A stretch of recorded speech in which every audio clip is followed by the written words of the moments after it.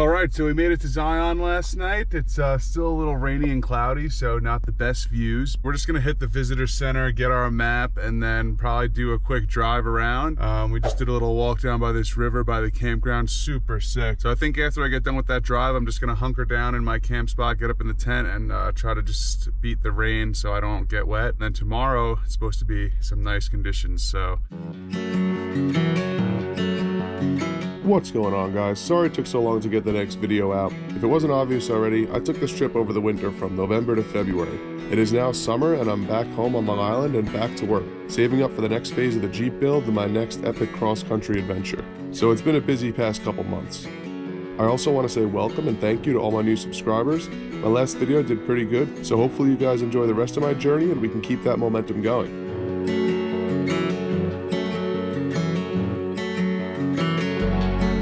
I was really excited to get to Zion, but since dogs usually aren't allowed on trails in national parks, my standard routine has been to just drive around to all the viewpoints and get a feel for the area. Zion does have one dog-friendly hike, the Parish Trail, which takes you from the visitor center 1.5 miles along the Virgin River, and this was a really nice little hike, but it's paved. I really wanted to do some of the more intense hikes like the Narrows or maybe even Angel's Landing if I can get a permit, but that would require me to board Dracarys for the day, which I haven't done yet on this trip, but was strongly considering for my visit to Zion. I can definitely see why Zion is everyone's favorite national park now. But yeah, what a bummer that dogs can't go on trails. It really sucks. It's really cold out actually, so I definitely could leave him in here and go hike the Narrows real quick, but I feel really bad. I don't want to do that to him, so I'm gonna go check out the boarding place and see what they need if I want to leave him for the day. And then I think tomorrow I'm going to apply for the permit to do Angel's Landing on Thursday. If I can get done with that quick enough, I can come back here and do the Narrows too. We'll see. So yeah, let's go check out the boarding place and then head back to the campsite. It didn't rain yet. It's like holding out. I don't know if it's actually going to rain, so it's pretty cool. Got a fellow roof nest over there on a Rivian. Can't tell if it's an XL or an Overland, but yeah. A lot clearer today, and got nothing to do, so I gotta get going. I've been around the Zion area for like a week, so I'm gonna hit Capitol Reef, Canyonlands, and Arches all in a row, and then I'm gonna spend like another week in Moab and around Canyonlands and Arches, because that's another epic spot.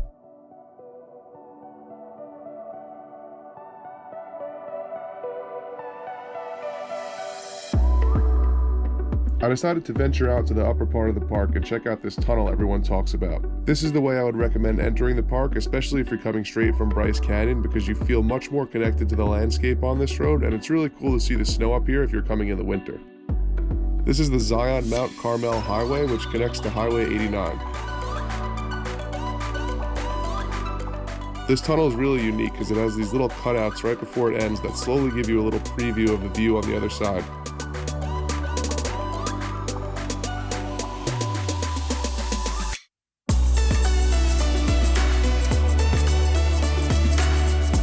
I actually made a reel of the tunnel reveal and it got almost 1 million views on Instagram. But did it cause a massive influx of traffic to my YouTube channel? No. So does it really even matter?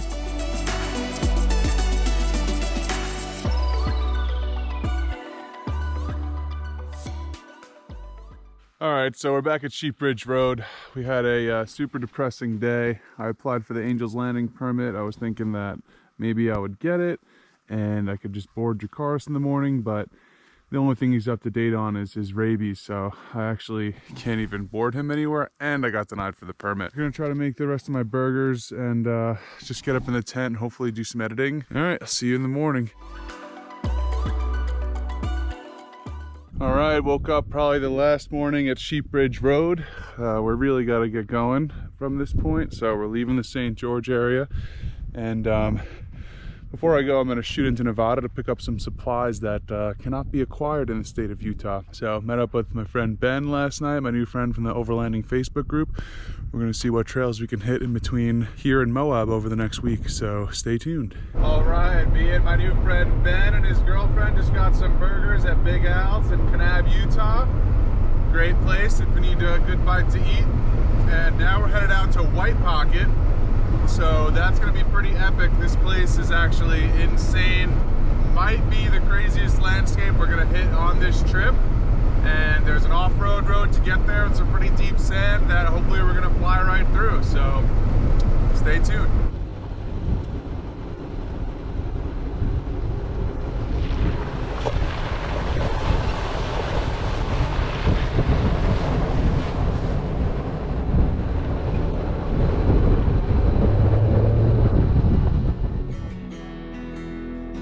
Remember a couple episodes ago I said we'd be coming back to a certain road with a little more off-road experience? Well, that time has come.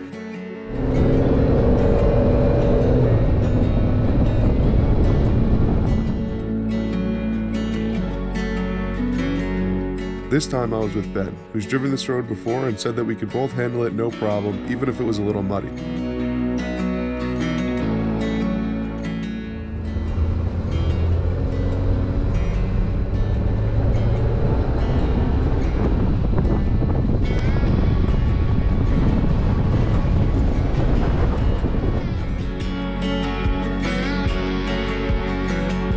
House Rock Valley Road is the gateway to a bunch of awesome hikes. There's Buckskin Gulch, which we failed to reach last week and requires an easy-to-get permit. It's also dog-friendly.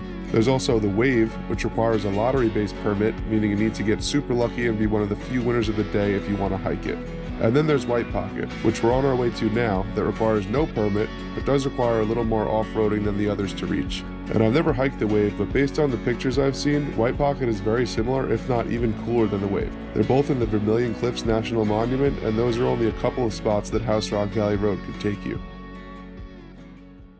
Welcome to Mars. All right, we made it to White Pocket. iPhone background over there. Gotta be quick because I didn't delete enough footage. It really is like walking on the surface of Mars. You feel like you're on another planet out here. You've got to wonder what kind of prehistoric lava flow or movement of the Earth caused something like this. How incredible.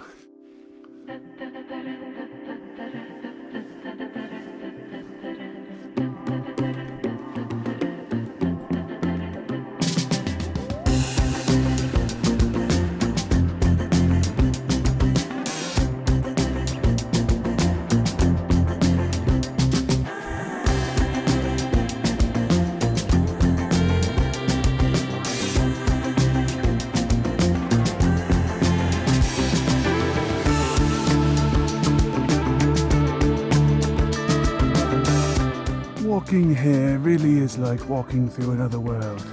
If you've ever wondered what it would be like to walk on Mars, come check out White Pocket, if your car can make it. And that concludes our trip to Mars.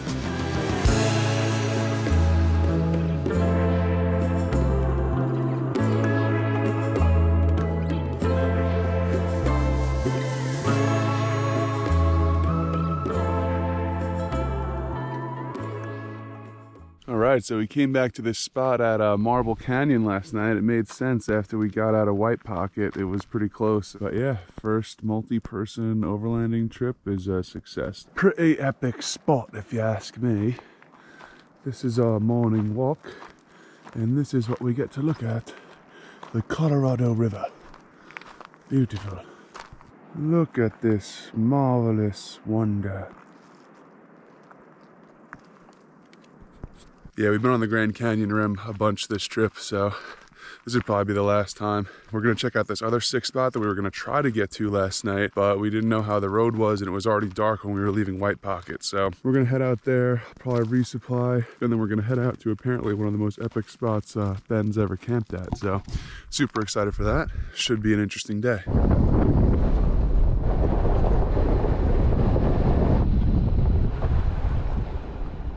Alright, just got a quick Walmart run in, and now we're headed over to the trail, so we'll see what happens.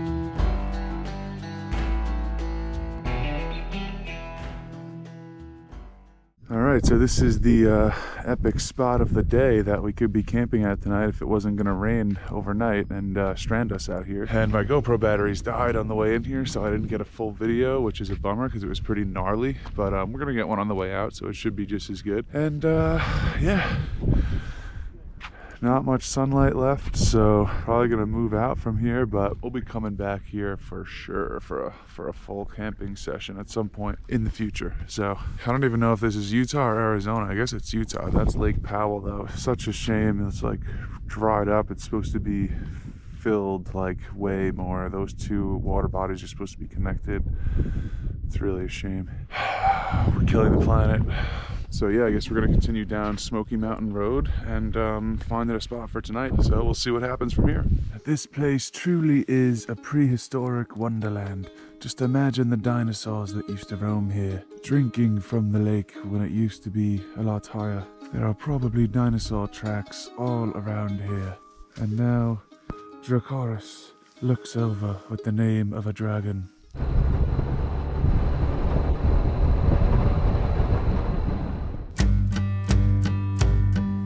I was pretty lucky to have linked up with Ben at this point in the trip.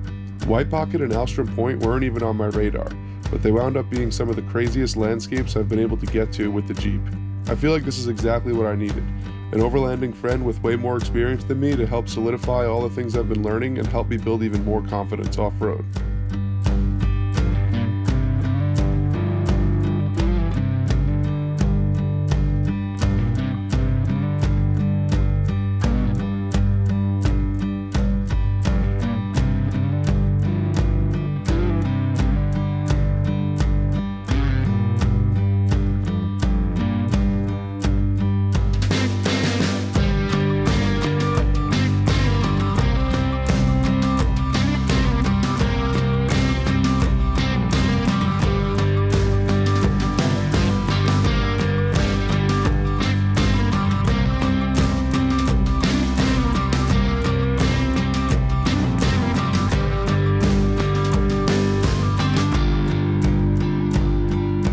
Another benefit of making overlanding friends is that it's just not smart to head out to places like this alone. We're headed down Smokey Mountain Road now, and things are about to get really sketchy.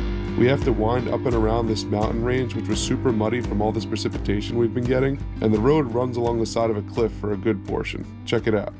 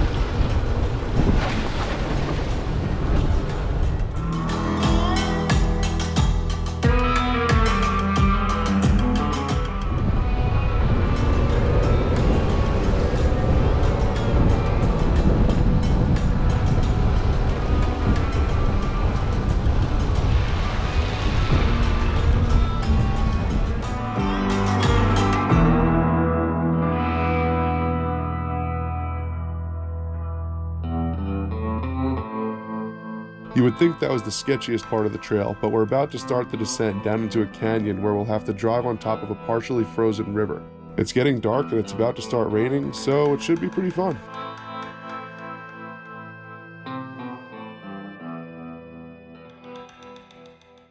Yeah, so these spots over here are pretty epic in the Grand Staircase-Escalante National Monument. Pretty epic vistas, pretty gnarly road. So yeah, now we're gonna head down into the town of Escalante and get a good camp spot for the night. So let's do it.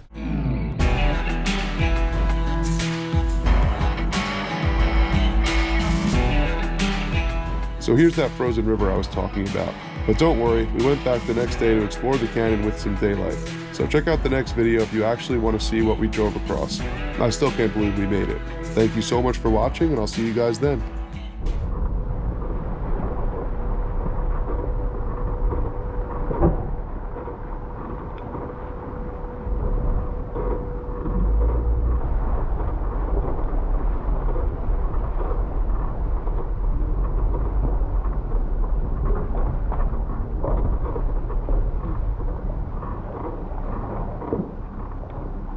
He's held up somewhere in the mountains outside of the town of Escalante. This is wild.